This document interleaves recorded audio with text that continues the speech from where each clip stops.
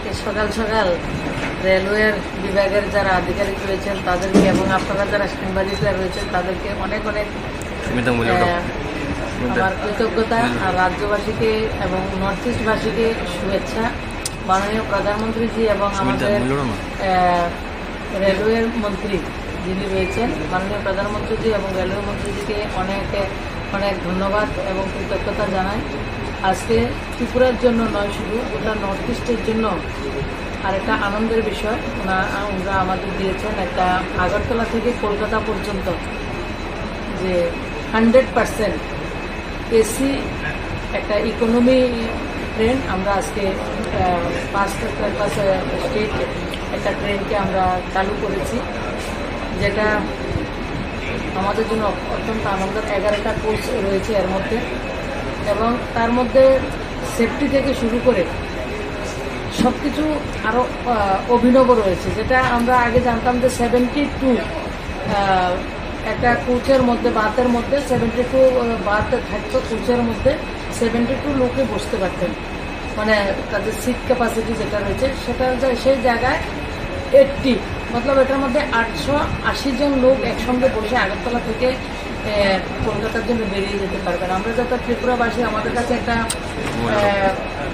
Destination, ভালো একটা destination হচ্ছে আমাদের মনের একটা জায়গা রয়েছে কলকাতা, সেই জায়গাটার জন্য যাওয়ার জন্য আমাদের সবসময় একটা আবেগ অনুভূতি থাকে, কিন্তু আজকে থেকে 7-8 বছর আগেও সেটা আমরা কল্পনা করতে পারতাম না।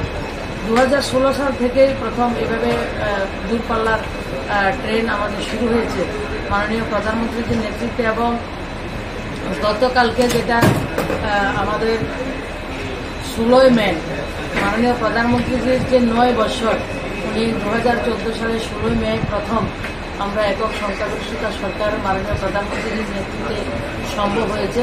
তো আজকে ত্রিপুরার জন্য উনি একটা উপহার আমাদেরকে দিয়েছেন ত্রিপুরাবাসীর জন্য, মানে ট্রেন হচ্ছে আজকে ভারতকে জোড়া এবং ভারতকে দেখার জন্য, ভারতকে ভ্রমণ করার জন্য, ভারতের মানুষের কাছে পৌঁছানোর জন্য সবচেয়ে উন্নত মাধ্যম এবং সুলভ মূল্যে পৌঁছানোর জন্য মাধ্যমটা হচ্ছে ট্রেন। আজকের দিনে কাশ্মীর থেকে কন্যাকুমারিকা, গুজরাট থেকে গুয়াহাটি পর্যন্ত আমরা যারা নতুন যুবকরা রয়েছে, নতুন প্রজন্মের লোক যারা রয়েছেন তারা ভার্চুয়ালি সবটা দেখে নিতে পারেন সোশ্যাল মিডিয়ার মাধ্যমে, কিন্তু বাস্তব পক্ষে যদি ভারতকে দেখার দর্শন করার যদি একটা পথ থাকে, একটা রাস্তা থাকে, সেটা হচ্ছে ভারতীয় ট্রেন।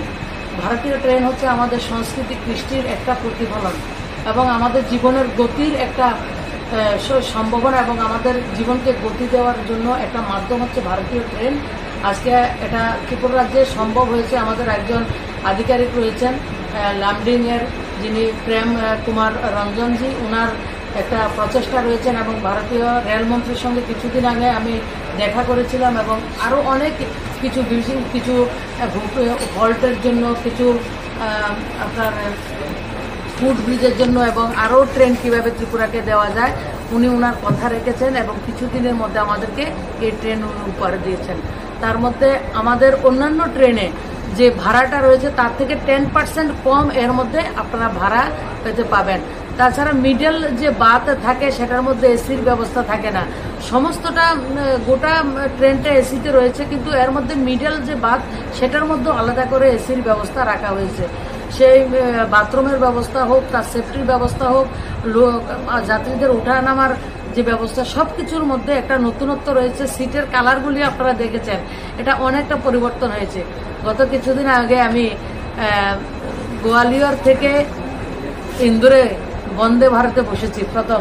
এটা এক অদ্ভুত অনুভূতি। 400 কিলোমিটার রাস্তা আমি মাত্র 4 ঘন্টায় ট্রেনের মাধ্যমে সেই সফরটা তয় করেছি। আজকের ভারতবর্ষের গতি অনেকটা বৃদ্ধি পেয়েছে, অদ্ভুত। এবং আমরা যারা ত্রিপুরাবাসী আমাদের জন্য তো এটা রেডিক্যালি চেঞ্জ, 360 ডিগ্রি, যেটা ভারতবর্ষের শুধু উত্তর পূর্ব ভারতের সঙ্গে নয়, আমাদের ত্রিপুরা আজকে এগিয়ে চলছে ভারতবর্ষের অন্যান্য রাষ্ট্রকে টেক্কা দিয়ে, রাজ্যকে টেক্কা দিয়ে আজকে আমাদের ত্রিপুরা রাজ্যের ডেভেলপমেন্ট এগিয়ে চলছে। সেটা ত্রিপুরাবাসীর আমাদেরকে সুযোগ দিয়েছেন ডবল ইঞ্জিনের সরকার এবং এইবারও 2023-এ দ্বিতীয়বার ওনারা আশীর্বাদ করেছেন। তো আপনারা আমাদের সঙ্গে থাকবেন, মাননীয় প্রধানমন্ত্রীজি মাননীয় মুখ্যমন্ত্রীজির সঙ্গে থাকবেন, আমাদের সঙ্গে থাকবেন। আমরা আপনাদের যে চাহিদা, আপনাদের যে আশা আকাঙ্ক্ষা, এটা প্রতিনিয়ত পূরণ করার আমরা চেষ্টা করছি। এটা বর্তমানে সপ্তাহে আজকে থেকে যেটা শুরু হয়েছে প্রত্যেক বুধবারে চলবে, আগামী দিন সেটা দেখা যাবে। তাছাড়া 11টা কোচ রয়েছে, যদি প্রয়োজন হয় 22টা পর্যন্ত কোচ এটাকে বৃদ্ধি করা যাবে।